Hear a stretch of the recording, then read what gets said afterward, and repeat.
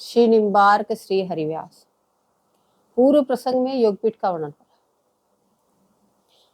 दिव्य कंचनमय अवनी रवनी जटित मणि विविधवर चित्र कवनी विमल वृक्षन की शोभा वनिसार पेड़ मणि नीलतो हरित मणि डार पत्र मणि पीत फल अरुण अनुकूल मधुर सौरभ सुभग सुरंग रंग फूल बहुत द्रुम ऐसे रही जिनकी छवि छाय फूल फल मूल शाखा दी बहुभाय सबही आभासी रहे रंग नाना मन हरण रम को कोटि भाना अति ही रसीली रही रंग रेली ललित वृक्षण सो लपटाए बेली बहुत के लतिका ऊर्ध्व गवनी बहुत के भूमि परिसरित रवनी।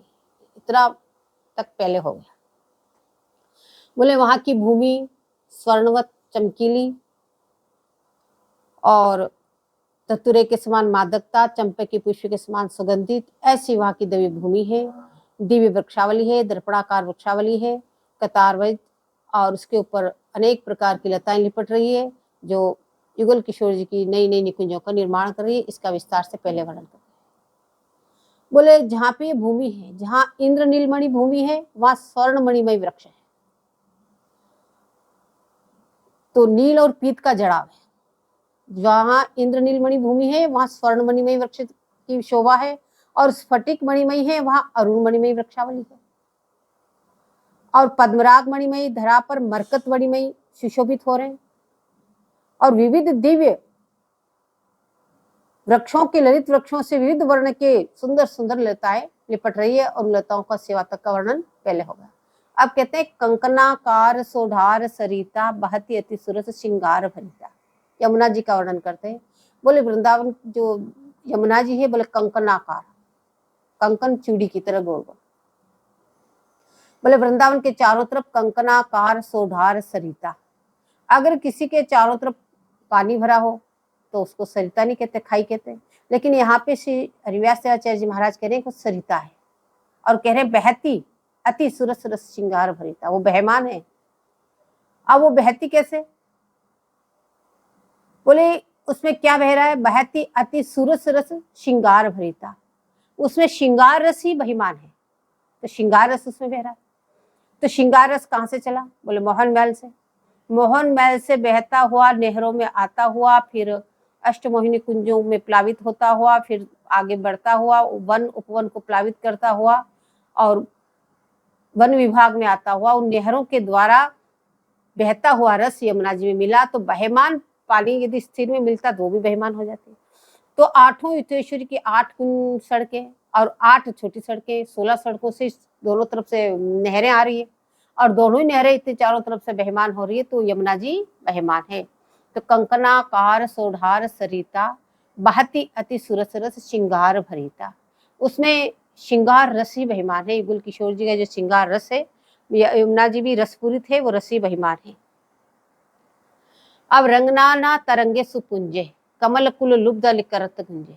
अब यहाँ महावाणी में श्री हरिव्यास आचार्य जी महाराज कहते हैं कि रंगनाना तरंगे सुपुंजे। यमुना जी में अनेक प्रकार के रंगों की तरंगे उठ रही है। पानी में रंग नहीं होता लेकिन यहाँ कह रहे हैं अनेक प्रकार के रंगों के रंग नाना तरंगे सुपुंज, अनेक प्रकार के रंगों की तरंगे उठ रही है। और फिर आगे कहते हैं कि कमल कुल लुब्ध अली करत गुंजे। बोले उसमें अनेक प्रकार के कमल खिल रहे हैं और अत्यंत सुंदर रचना से। कहीं पे लाल कमल है तो कतार वज लाल ही लाल कमल है, कहीं श्वेत कमल है तो श्वेत, कहीं नील है तो नील, कहीं पीत है तो पीत, कहीं पे हरे तो हरे, ऐसे अनेक रंगों के कतार वज। और सुंदरता इतनी है कहीं कुमुदनी है तो उसका बॉर्डर कमल का है, कहीं नील कमल खिला हुआ है तो उसके चारों तरफ पीत कमल खिले हुए, जहाँ पे पीत कमल खिले हुए उसकी बाउंड्री नील कमल की।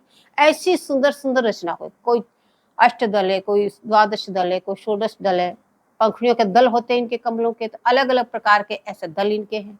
और कोई अमित दल भी है जिनकी। तो ऐसे सुंदर सुंदर रचनाओं से उसमें कमल खिले हुए यमुना जी में। और यमुना जी के नीचे तल में भी ऐसे सुंदर सुंदर फूलों से चित्रकारी बनी हुई है। इतना स्वच्छ जल को उसके नीचे दिखाई दे रहा तल में। अब जिस जिस रंग के कमल खिले हुए हैं उन्हीं उन्हीं कमलों का प्रतिबिंब यमुना जल में पड़ रहा है।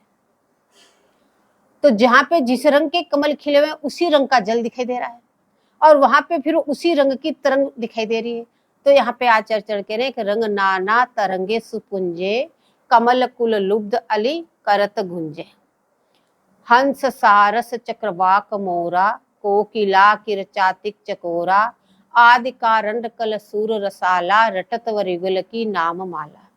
अब उस यमुना जी के तट पे जो पक्षी विराजमान है या विचरण करते हैं उनका वर्णन कर रहे हैं। वहां पे कौन कौन से पक्षी?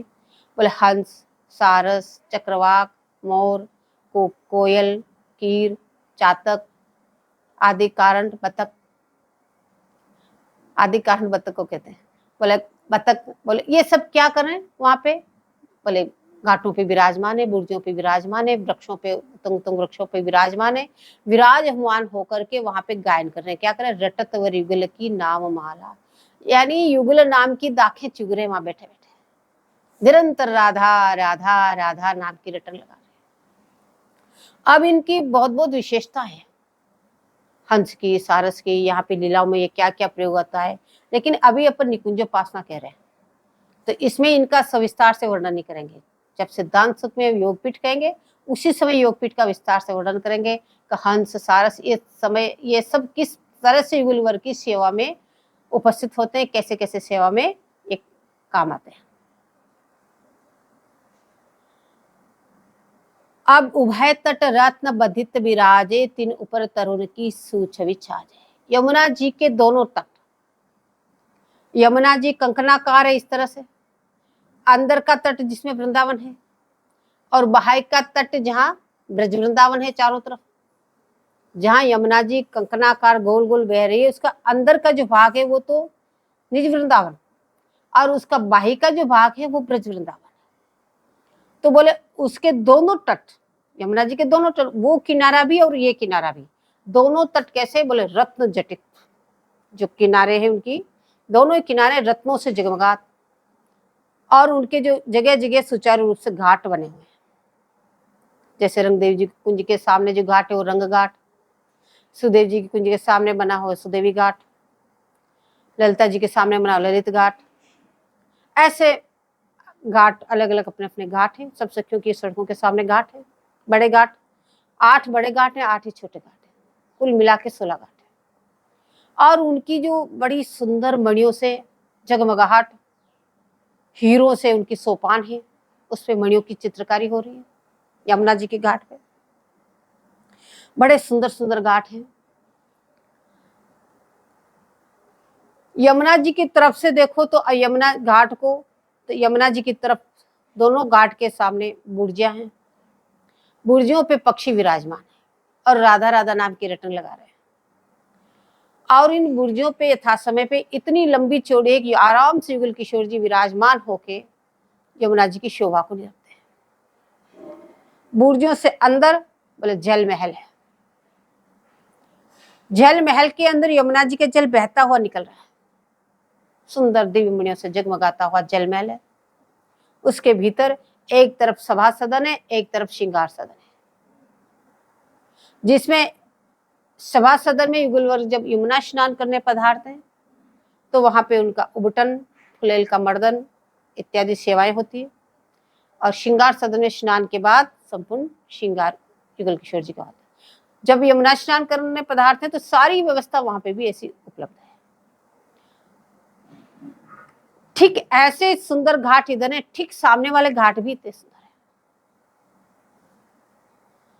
जैसे अपना वृंदावन दिव्य और नित्य है, सच्चिदानंद घन स्वरूप वृंदावन धाम का है, सद चित और आनंद, सत्य नित्य होते हुए नवनवायमान। वृंदावन धाम नित्य है लेकिन हर क्षण नया नया है। ऐसे नहीं कितने साल पुराना, इतने साल, हर क्षण, इसलिए सच्चिद सम्यक प्रकार का उनको हर समय का ज्ञान है। और तो युगल किशोर जी की अंतर्यामी वृंदावन धाम है, उनको पता है इसमें युगल किशोर जी को क्या चाहिए, क्या उनकी सेवा में उपस्थित, कौन सी ऋतु उपस्थित करनी है, क्या फुलवाड़ी होनी चाहिए, हर चीज को वृंदावन धाम को। तो ऐसे सच्चिदानंद घन वृंदावन और ऐसे उभय तट रत्न यमुना जी के दोनों किनारे, जैसे वृंदावन धाम नित्य ऐसे यमुना जी भी नित्य, युगल किशोर जी भी नित्य। बोले ठीक ऐसी रंगदेवी जी की कुंज की घाट के उस तट पे सामने वंशीवट है, ब्रज वृंदावन में वंशीवट है। बोले उस वंशी वट पे अपनी आचार्य पीठ है। जैसे वृंदावन धाम नित्य ऐसे आचार्य पीठ भी नित्य है। बोले आचार्य वपु भी नित्य है। जैसे युगल किशोर जी नित्य है ऐसे आचार्य वपु वहां निकुंज जो सखियां अपना मंगल विग्रह धारण करके आती है वो भी नित्य है। बोले वो वंशी वट पे नित्य विराजमान है। तो वो वंशी वट अपनी आचार्य पीठ वहां पे नित्य स्वरूप से आचार्य चरण हंस भगवान जी से लेके अपने गुरु जी पर्यंत वहां पे सर्वेश्वर प्रभु विराजमान है। सर्वेश्वर प्रभु की भी सेवा होती है। तो ये नित्य है। उभय तट रत्न बधित विराजे तीन ऊपरी तरुण की सूछवि जाजे। अब दोनों यमुना जी के किनारे जो वृक्षावली है बोले उसका वर्णन कर रहे हैं। जू की रही डार फल फूल भारे परसी वारही विहारे अपारे। अब वहां जो वो वृक्षावली है उत्तंग वृक्षावली, लेकिन उनकी डालियां जो है यमुना किनारे कतार वाइज सुंदर तरीके से वृक्षावली लगी हुई है। जैसे कदम की कतार है पूरी कदम, उसके बाद में कल्प वृक्ष है तो कल्प वृक्ष, ऐसे फिर वहां पीपल बट ऐसे अनेक प्रकार के वहां पे अशोक वगैरह उनकी वृक्षावली लगी हुई है। अब उन वृक्षावली पे जो फूल और फल लगे हुए हैं उनके बाहर से उनकी टहनियां झुकी हुई है। यमुना जी की तरफ टहनियां नीचे झुकी हुई है। अब उधर से जब शीतल मंद सुगंध हवा चल रही है, अब उनकी हवा के झोंके से वो डालियां झुकती है तो यमुना जी के जल में डूब जाती है और फिर वापस बाहर निकलती है। तो उनपे प्रत्येक पत्ते से फूल से और फलों से बूंद बूंद पानी गिर रहा है। तो वो कह रहे परसी वारही विहारे अपारे। ऐसे लग रहा है कि ये वृक्षावली यमुना जी के साथ जल विहार कर रही है। और जैसे जिस रंग के फल है, जिस रंग के फूल है, जिस रंग के पत्ते हैं, उसी रंग की बूंदों के रंग दिखे जाते। बोले रंग बिरंगे फुहारों की रचना हो रही है। जू की रही डार फल फूल भारे परसी वारही विहारे पारे। परस्पर जल विहार करते। परत नहीं कहीं बन मनिक जो है अति ही शोभा की शोभा विमोहे। बोले यमुना जी के वो किनारा, वो सुंदर वृक्षावली, वो सुंदर वहां पे कमल के फूल उस पे भोरे गुंजार कर रहे हैं। जहाँ पे नील फूल खिले हुए कमल के उस पे पीत भोरे गुंजार कर रहे हैं। जहाँ पे पीत कमल खिले हुए वहां पे नील भोरे गुंजार कर रहे हैं। ऐसी सुंदर यमुना जी की शोभा और ऐसी वृक्षावली जिससे जल विहार कर रहे हैं, उस शोभा को देख के बोले श्री हरिव्यास देवाचार्य जी कहते हैं कि परत नहीं कहीं बन बनिक जो है अति ही शोभा की शोभा विमोहे। बोले उस शोभा का वर्णन करने भी नहीं आ रहा, कितनी सुंदरता है। बोले साक्षात मूर्तिवंत शोभा उसको देख के लुभायमान हो गई। बोले हम क्या सुंदरता, सुंदरता तो वृंदावन की मनोहर वृक्षावली है। उसको देख के अपनी नजर नीची करके अपने नक से जमीन को खड़ने लगती है। एक सुंदरता तो ये देखो, ऐसी सुंदर। और परत नहीं कहीं बन बनिक जो है अति ही शोभा की शोभा विमोहे। ऐसी सुंदर शोभा, साक्षात मूर्तिवंत शोभा विमोहित हो गई। बोले और की तो छोड़ो, आप लू भी रहे दो प्यारे छिनहु तह तेन वे सके ही न्यारे। बोले साक्षात युगल किशोर जी भी इस शोभा पे मोहित हो गए। आप लू भी रहे दो प्यारे, बोले दोनों लाडले इस शोभा पे भी मोहित हो गए। बोले इस शोभा में इतने विमोहित हुए, इतने विमोहित हुए, एक बोले प्रण कर लिया वृंदावन परित्यज्य पाद में कम न गच्छति। इस वृंदावन की सीमा के बाहर हम एक कदम भी बाहर नहीं रखेंगे। पाद में कम न गच्छति। आप लू भी रहे दो प्यारे, बोले छिनहु तहते न वे सकही न्यारे। एक क्षण के लिए वृंदावन को छोड़ के बाहर नहीं जाते।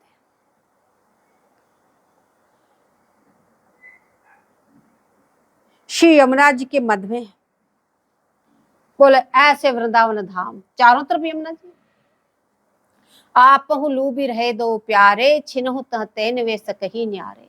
अब आगे आचार्य चरण कहते हैं कि ऐसो निज धाम। बोले इस वृंदावन धाम की कहां तक बड़े करें कि ऐसो निज धाम जा मध्य नित भूम। अब इस यमुना जी के जो बीच वाली जो जमीन है, यमुना जी चारों तरफ कंकना का, अब के आचार्य चरण कह रहे हैं कि ऐसो निज धाम, ऐसे दिव्य वृंदावन की। बोले जा मध्य नित भूम, उसकी जो मध्य की जो जमीन है वो कैसी है। बोले अमित दल कमल आकार रही जो।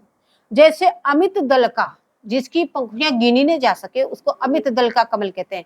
अमित दल कमल आकार रही झूम, अमित दल का आकार, जैसे अमित दल का कमल का फूल हो, ऐसे इस वृंदावन धाम की मध्य की भूमि है। मध्य मंजुल बनी अष्टदल पात, ऊपरी प्रिय सखिन की कुंज सरसा।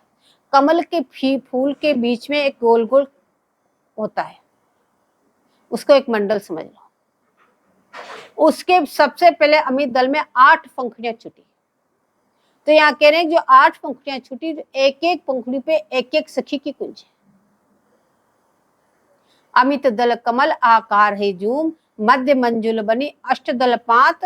जो प्रथम पंखुड़ियां फटी 8, बोले मध्य मंजुल बनी अष्टदल पात, तीन ऊपरी प्रिय सखी ने की कुंज सरसात। उसके ऊपर प्रिय सखियों 8वें की कुंज से।